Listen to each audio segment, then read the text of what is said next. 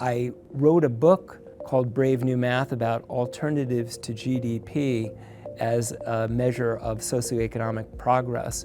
And I had noticed in my own career that I go out to all these countries and they claim to have GDP growth, and yet you didn't really see material changes in people's lives.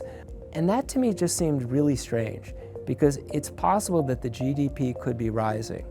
And we could expand it. We could say, look at the stock market, and the stock market could be at a record level. But it doesn't necessarily mean that people are feeling particularly good. You could have inequality going on, and only a small percentage of the population are really getting the benefits of that GDP growth or that stock market. And so what this course is trying to do is look at a variety of other metrics that I think many of us would think are quite important, such as like life expectancy. And I think we'd like to believe that the longer your life expectancy, the better, because that takes into account everything from better health and nutrition and education, as well as wealth as a component of that.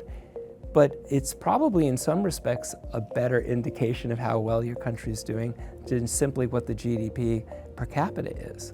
So that really was what sparked the course. Often I think that people just read these headline numbers and form opinions, but there may be more to it. There may be other important data that you need to consider in understanding a country's well-being. That's what we try to explore in the course.